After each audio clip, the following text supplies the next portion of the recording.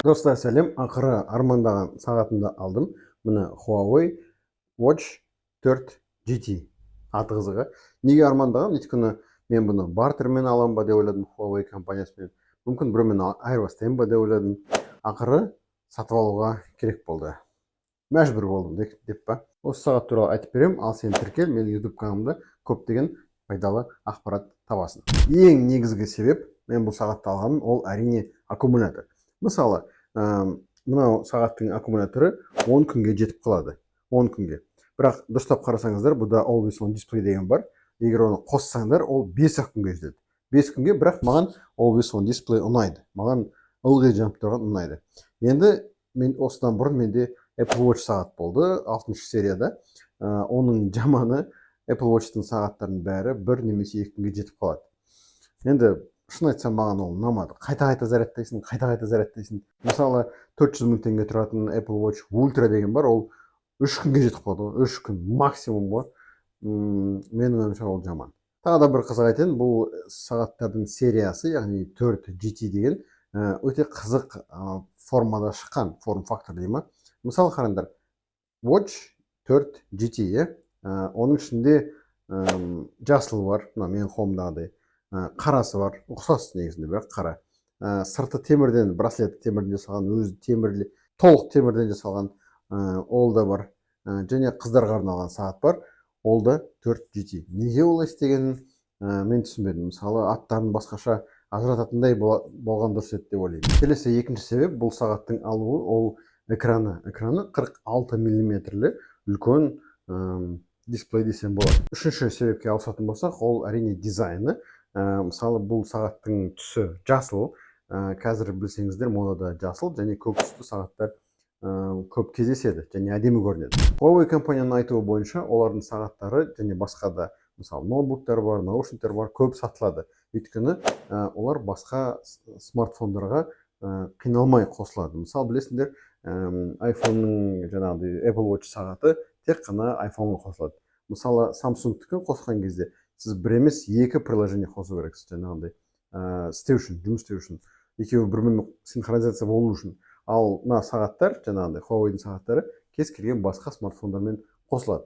Және ол жақсы деп есептеймін, дұрыс деп есептеймін. Енді менің ойымша, сағат пен смартфонды қоспасаң, оның не қызығы бар деген сияқты. Жұмыс істеу уақытын айтатын болсақ, 14 күн деп жазылған, бірақ менің қолымда 10 күндей шыдады. Ол Always On Display қоспасаңыздар, ал егер Always On Display қоссаңыздар, мен сияқты, мысалы, түнде де жанып тұрады, қолданбасаң да жанып тұрады деген сияқты. Соны Always On Display-ның арқасында ол 5 күнге жетіп қалады. Енді, яғни аккумулятор тез отырады. Кез келген сағатта да бар, бұнда да бар, неше түрлі циферблаттар бар. Циферблат сағаттың түрін әдемі қылдырады, бірақ мен көбінесе андай қарапайым, жаңағы немесе аппақ, немесе қап-қара деген сияқты түстер таңдаймын. Сосын тағы бір-екі ақпарат керек. Мысалы, аккумуляторның жағдайын, бүгінгі күнін және қанша шақ жүргенін, сол ғана керек. Қалған ауа райы деген сияқты анау маған керек емес. Сол мен таңдаған циферблат ол қарапайым. Бірақ шын айтсам, басқа циферблаттар өте көп. Мен естігем, өзің істеп алсаң болады, ол тем более маған керек емес. Тағы бір айтатын ақпарат, ол мысалы Apple Watch-тың аккумуляторы неге тез отырады деп ойлайтын мен сөйтіп ойлаймын.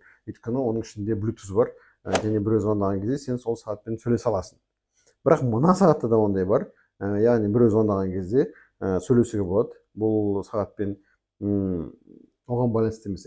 Оған қоса, кім спортпен айналысады, кім мысалы спортпен айналысқан кезде оған смартфон кедергі болады, ол былай істесе болады. Мына сағаттың ішіне көптеген музыка жазып, сосын наушникпен қосып, және телефонды мысалы сейфке қалдырсаң, тренировкада тек қана сағатпен, құлаққаппен музыка тыңдасаң болады. Керемет қой. Осыны айтпақшымын, динамик жағында сөйлесуге болады. Өте жақсы. Енді бағана айттым, Huawei-дің сағаттары көп сатылады. Мысалы, мен әйелімде де осындай сағат, бірақ жаңағы әйелдерский сағатта GT4. Бірақ ол баяғыда алған. Баяғыда әдемі ұнаған 100 мың теңгенің айналасында болған кезде сатып алған. Қазір мына сағаттардың бағасы 65 мың теңге. Мен ойымша, бұл қолжетімді сағатпен жақсы сағаттардың ортасында нағыз оптималды вариант деп ойлаймын мен. Бұл ешқандай реклама емес, бұл менің ойым. Міне осындай сағат, бағана айтқандай, бұл Huawei Watch GT4. Ең қызығы, бағана айтқандай, мына әйелдің сағаты бар, осындай. Бұл да GT4. Не деген фантазия деймін де. Міне бірақ қыздарский 41 мм, ұлдарский 46 мм. Арға кеттік. Қорабында не бар десеңдер, қорабында ештеңе жоқ. Сағаттың өзі. Және мына зарядкасы бар.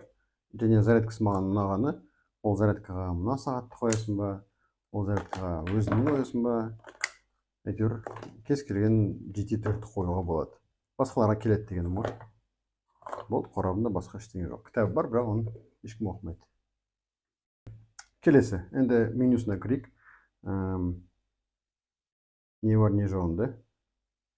Настройкада айтпақшы жаңағы Always on Display көрсете салайын. Міне ішінде циферблат бар, рабочий. Заставка деген тұрады. Егер алып тастасаңдар, онда қолданбаған кезде қап-қара экран болады. Қара экран, ештеңе жоқ. Маған, шын айтсам, Always on Display барлық сағаттарда ұнайды. Үнемі қосылып тұратындай. Арға кеттік, кім не деген сияқты. Мынау сообщение, мынау синхронизация дейді. Ол сендердің қимылдағандарың.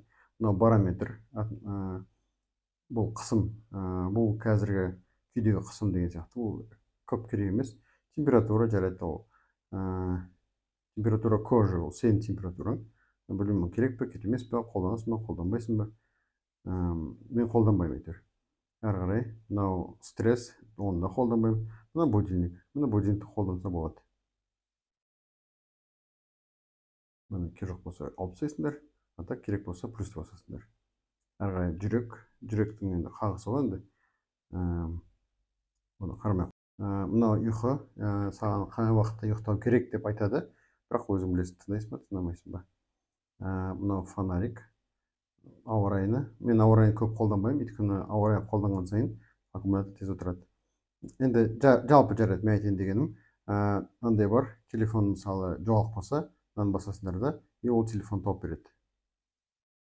Жарайды, енді дизайннан бастайық.